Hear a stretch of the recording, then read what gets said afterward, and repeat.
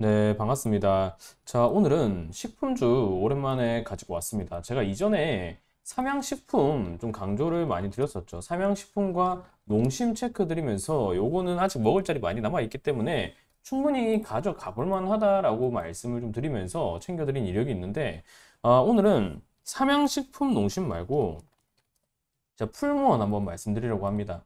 사실 풀무원 삼양식품과 농심에 비하면 그동안 그렇게 크게 뭐 관심을 받았던 종목은 아니긴 합니다. 뭐 탄력성 측면도 그렇고요. 그런데 최근에서야 풀무원의 주가가 상당한 시세가 지금 분출됨과 더불어서 일단은 단기 신고가 자리를 250일 신고가 같은 경우는 이미 찍은 자리죠. 단기 신고가 랠리를 좀 기대해 보고자 하는 자리까지 나와 있는데 제가 왜 지금 시점에서 풀무원을 가지고 오느냐라고 한다면 몇 가지 관점이 있죠. 일단은 K컬처 관련주들이 먹히기 시작했다라는 겁니다. 여기서 먹히기 시작했다라는 게 뭐냐면 물론 북미 시장 진출하고 중국 진출하고 그리고 뭐 동남아 진출 성공하고 그리고 뭐 오일머니 화장품 쪽으로 좀 들어오고 이런 유입이 실제로 K컬처 신드롬뿐만이 아니라 이게 나아가서 실제 종목들의 실적으로까지 이어지고 있는 시점이라는 겁니다. 물론 이게 실적으로까지 이어지지 않으면서 개선세가 확인이 되지 않았다라고 한다면 단순히 테마성 흐름 이렇게 신고가 랠리 포인트까지 기대하기는 분명 어려웠을 겁니다. 왜냐 그런 흐름들이 이전에도 많았기 때문에 뭐 중국발 한양 해지 기대감 뭐 이런 일본의 한국 K뷰티 열풍 이런 게 이번에만 있었던 건 아니에요. 늘 꾸준히 있어 왔단 말이에요. 하지만 그때 당시에는 실적으로까지 이어지진 않았어요. 하지만 최근에 중국 의존도를 줄이기 시작했던 한국 K뷰티 산업이라고 봐야 되고요. 그게 미국 북미 시장에 실질적으로 안착을 잘 했죠. 그래서 올해 같은 경우에 지난 6월에 처음으로 중국향 매출보다 미국향 매출이 화장품 수출이 뛰어넘기 시작했습니다. 21.9%로 중국은 19%로 격차를 벌리기 시작했다라는 거죠. 이 측면만 본다라고 하더라도 화장품뿐만이 아니라 중국의 의존도가 높았던 K컬처, 식품이든 화장품이든 리오프닝이든 의류든 이게 이제 북미 시장으로 진출이 가시화되면서 실질적으로 성공적인 성과로 이어지고 있구나라는 것을 확인할 수가 있다라는 거예요. 그 흐름이 식품 역시도 마찬가지입니다. 그런데 중국 같은 경우는 최근 경기 침체 이슈가 나오면서 수요가 다소 부진했던 게 사실이란 말이에요. 그래서 중국에 있었던 그 중국의 이런 실적이 회복되기 위해서는 중국향 경기 회복도 분명 필요한 부분인데 이런 흐름이 나온다라고 한다면 미국 시장에서도 자리를 잡고 중국에서도 이런 K컬처에 대한 실적 방향이 상당히 커질 수가 있다는 거죠. 그래서 지금은 중국 쪽 방향도 좀 주시를 해야 돼요. 그런데 실제로 최근에 중국의 유동성 정책으로 인해서 어느 정도 중국의 침체 분위기도 풀리고 있는 시점이고요. 한한령 해지 기대감이 형성되는 시점인가 더불어서 K푸드, 컬처 중에서도 푸드, 라면이라든가 스낵류 이런 측면이 중국에도 수출을 원활히 가져가기 위해서 지금 협력 관계를 가져가고 있다는 거죠. 그렇다라고 하면 어때요? 북미 시장 진출에 대한 수혜 그리고 중국에 대한 수혜까지 양방향으로 일어나면서 조금 더 추가적인 어닝 서프라이즈성을 기대할 수 있는 K푸드라는 거예요. 그래서 그러면 그런 측면에서 왜 삼양도 있고 농심도 있는데 K푸드를 주목함에 있어서 풀무원을 가지고 왔느냐라고 한다면 서울시 일단은 정부 기대감이 있다라는 겁니다.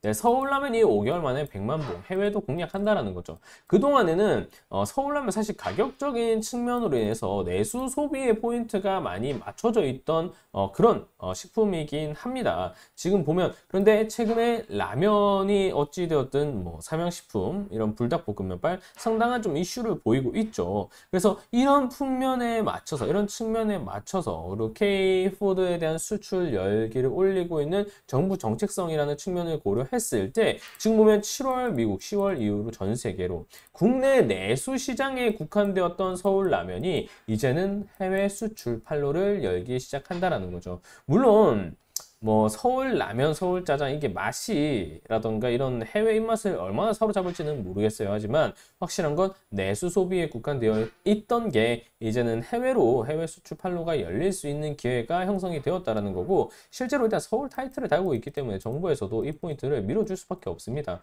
왜냐하면 서울 수도 한국 이런 이미지가 있기 때문에 뭐 서울 식품이라는 이미지 이런 게 어쨌든 해외로 나아간다라고 한다면 요거를 만약에 서울 이름을 달고 식품을 팔았는데 판매 실적이 안 나와봐요. 그것도 그거대로 또 정치적인 또 방향성이 좀 나올 수가 있는 부분이기 때문에 풀무원의 해외 수출 기대감을 좀 고려했을 때 풀무원 최초 컵라면도 10월 출시할 수 있다라는 거. 이건 일단 내수로 빠지겠죠. 그리고 일단 해외 판로로 들어갈 수 있다라는 점을 좀 감안했을 때 충분히 풀무원 7월, 10월이라고 한다면 2에서 3분기 실적 구간이기 때문에 어닝 서프라이즈성을 충분히 구간을 좀 기대할 수 있을 부분이다. 정부가 밀어줄 수 있는 기업이 될 여지가 높다라는 측면을 우리가 주목을 해야 되고요. 그리고 무엇보다 월봉상 기술적인 관점 역시도 좀 주목을 해볼 필요가 있습니다. 자, 최근에 바닥에서부터 14%, 21%, 그리고 22%, 복리 빼고 단리로만 계산했을 때도 35%, 거의 57%의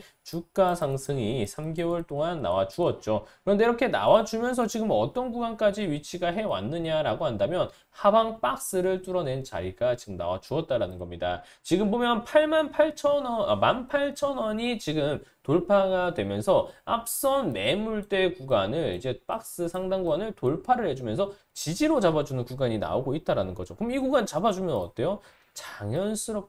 자연스럽게도 목표 구간 22,500원까지 올라가는 겁니다. 22,500원까지 올라가면 어때요? 앞으로 지금부터 자리를 했을 때 못해도 20% 이상 구간을 먹을 수 있는 자리가 나오게 되죠. 네, 그렇기 때문에 지금 구간이 상당히 중요하다는 거고 이런 정부가 밀어줄 수 있는 정책적 기대감을 얻을 수 있는 기업이라는 점 그리고 월봉상의 박스를 돌파해낸 포인트가 거의 10년 만에 나오고 있다는 점 그리고 2024년 들어서면서 역대급 거래량과 거래대금이 터지면서 이 박스 구간을 돌파해주고 있다는 점 그리고 중국발 매출도 기대할 수 있고 해외 실적까지 이제는 판로가 열릴 수 있는 기업이라는 점을 감안했을 때 현 구간 18,000원 정도 유지가 되는 구간이 확인이 된다라고 하면 이 구간에서 분할 매수 서서히 준비하시는 거 좀 좋은 전략이 될 수 있겠다 이렇게 말씀드릴 수 있겠고요. 목표 구간 22,500원까지 짧은 포인트로 잡고 접근한다라고 하더라도 충분히 노림수가 깊을 수 있는 종목이다 이렇게 정리를 드리면서 오늘은 좀 마무리를 할 수 있도록 하겠습니다. 자, 그러면 대응 포인트 어떻게 가져가야 되나요? 라는 말씀하실 수 있죠. 그 대응 포인트 관련해서는